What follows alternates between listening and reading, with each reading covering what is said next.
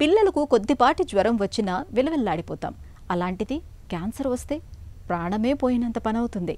తగ్గుతుందో లేదో, ముందు ముందు ఎలా ఉంటుందో అనే ఆలోచనలతో తల్లిదండ్రులు మనసులు అల్లాడిపోతూ ఉంటాయి. అయితే క్యాన్సర్ల గురించి ఇవాళ అంతగా అధైర్యపడాల్సిన అవసరం లేదు. పిల్లల్లో కనిపించే క్యాన్సర్లనేవి దాదాపుగా నయమయ్యేవే. మనం చేయాల్సిందల్లా భయపడకుండా సత్వరం స్పందించడమే అంటారు డాక్టర్లు. పిల్లల్లో సాధారణంగా కనిపించే క్యాన్సర్లు, వాటికి చికిత్స మార్గాల గురించి డాక్టర్ని అడిగి ఇప్పుడు తెలుసుకుందాం.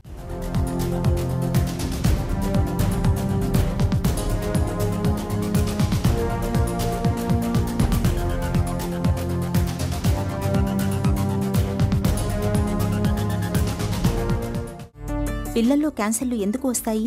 పిల్లలు ఏంటంటే క్యాన్సర్స్ వచ్చే కారణాలు కంప్లీట్గా వేరుంటాయి. వీళ్ళకి 90% వరకు క్యాన్సర్స్ ఎందుకు వస్తాయి అని కారణాలు తెలీదు. స్పోరాడిక్ అంటాం.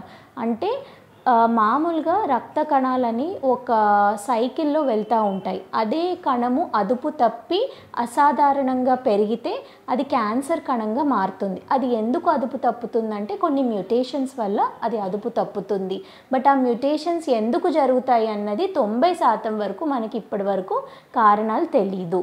కేవలం 10% వరకు మాత్రమే వంశపారంపర్యంగా వచ్చే ఛాన్సెస్ ఉంటాయి. పిల్లల్లో సాధారణంగా కనిపించే క్యాన్సర్లు ఏంటి? పిల్లల్లో మనం ఎక్కువగా చూసే క్యాన్సర్స్ బ్లడ్ క్యాన్సర్స్, తర్వాత అవయవాలకు సంబంధించిన క్యాన్సర్స్ చూస్తాము. సో బ్లడ్ క్యాన్సర్స్ అంటే ఏంటి? లుకీమియాస్, లింఫోమాస్, తర్వాత బ్రెయిన్ ట్యూమర్స్, తర్వాత సాలిడ్ ట్యూమర్స్. లుకీమియాస్లో మనం ఎక్కువగా చూసే క్యాన్సర్స్ ఏఎల్ఎల్ అంటే అక్యూట్ లింఫోబ్లాస్టిక్ లుకీమియా. అందులో బిఏఎల్ఎల్ అనేది ఎక్కువగా చూస్తాము. తర్వాత టిఏఎల్ఎల్, ఏఎంఎల్, సిఎంఎల్ ఇలాంటివి చూస్తాము. లింఫోమాస్, హాడ్జ్కిన్ లింఫోమా, నాన్ హాడ్జ్కిన్ లింఫోమా ఇలాంటి క్యాన్సర్స్ కూడా చూస్తాము. బ్రెయిన్ ట్యూమర్స్ కూడా పిల్లల్లో లుకీమియాస్ తర్వాత ఎక్కువగా చూస్తాము. ఆ తర్వాత వచ్చేవి అవయవాలకు సంబంధించిన క్యాన్సర్స్ అంటే సాలిడ్ ట్యూమర్స్ అంటాము. లివర్ నుంచి కానీ కిడ్నీ నుంచి వచ్చే ట్యూమర్స్ని విల్మ్స్ ట్యూమర్ అంటాము. న్యూరోబ్లాస్టోమా, కంటి క్యాన్సర్ రెటినోబ్లాస్టోమా, అలాగే సాఫ్ట్ టిష్యూ సార్కోమాస్, ఇంకా rare tumours, germ cell tumours ఇలాంటి రకరకాల క్యాన్సర్స్ పిల్లల్లో చూస్తాము. పిల్లల్లో క్యాన్సర్ తాలూకు లక్షణాలను ఎలా గుర్తించాలి? ఎవరికైనా తరచుగా రికరెంట్గా ఫీవర్ రావడం కానీ 2-3 వారాల పైగా ఫీవర్ తగ్గకుండా అలానే ఉండి యాంటీబయాటిక్స్ వాడినా కూడా ఫీవర్ తగ్గకుండా ఉంటే డెఫినెట్గా మనం ఒకసారి చెక్ చేయించుకోవాలి. సడన్గా పిల్లలు పాలిపోయినట్టు ఉండి తెల్లగా కనిపించిన, చర్మం మీద కందిపోయినట్టు మచ్చలు అంటే దెబ్బలు తగలకుండానే మచ్చలు ఏమన్నా కనిపించినా డెఫినెట్గా మనం ఒకసారి బ్లడ్ టెస్ట్ చేసుకుని ప్లేట్లెట్స్ ఎలా ఉన్నాయి, హిమోగ్లోబిన్ ఎలా ఉంది, రక్త కణాలు ఎలా ఉన్నాయన్నది టెస్ట్ చేసుకోవాలి. అలాగే మెడలో కానీ చంకల్లో కానీ గజ్జల్లో చిన్న చిన్న గడ్డల్లాగా లింఫ్ నోడ్స్ అనేవి ఎప్పుడైనా సడన్గా పెరిగినట్టయితే ఎక్కువగా అనిపిస్తే మనం డెఫినెట్గా చెక్ చేసుకోవాలి. ఇలాంటివన్నీ నార్మల్గా ఇన్ఫెక్షన్స్లో కూడా చూస్తాము.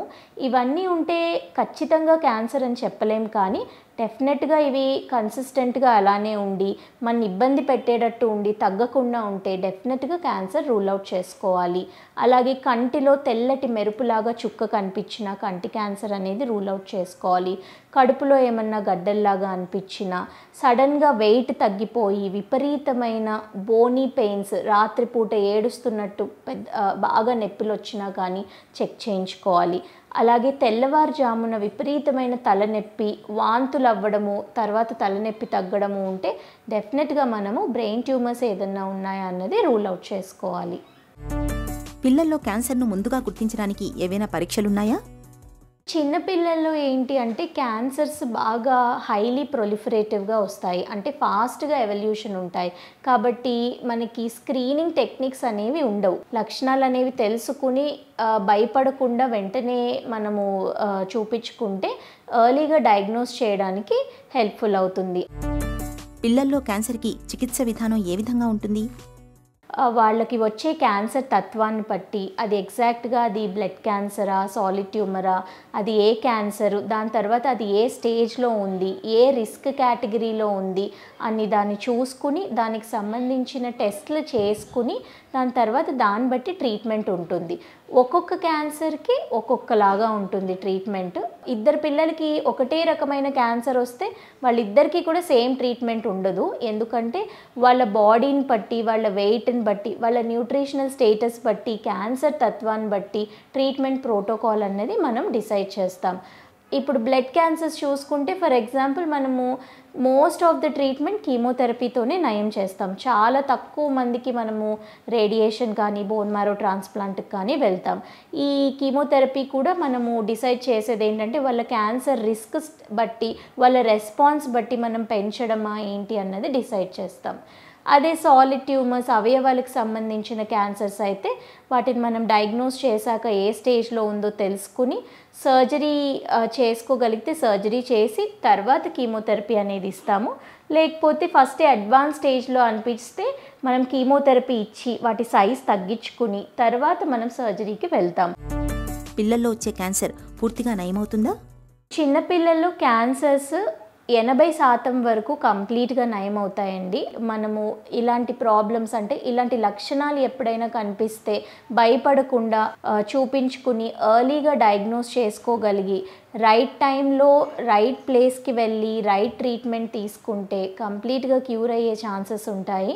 ఎందుకంటే పిల్లలు ట్రీట్మెంట్ అనేవి బాగా తట్టుకుంటారు. అలాగే వాళ్ళకి ట్రీట్మెంట్ ఇచ్చేటప్పుడు మనకి ఎలాంటి సైడ్ ఎఫెక్ట్స్ వస్తాయి అన్నది ముందే అవగాహన ఉండడంతో వాళ్ళకి వార్నింగ్ సైన్స్ సిమ్టమ్స్ చెప్పినప్పుడు మనం ఎర్లీగా వాళ్ళని రెస్పాండ్ అయితే వాళ్ళు ఇంకా బెటర్గా క్యూర్ అయ్యే ఛాన్సెస్ ఉంటుంది. క్యాన్సర్ల విషయంలో అప్రమత్తత చాలా అవసరం.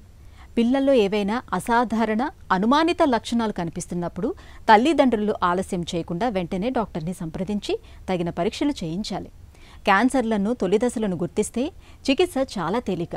పిల్లల్లో క్యాన్సర్లు చాలా వరకు చికిత్సకు లొంగేవే కాబట్టి భయపడాల్సిన పని లేదు.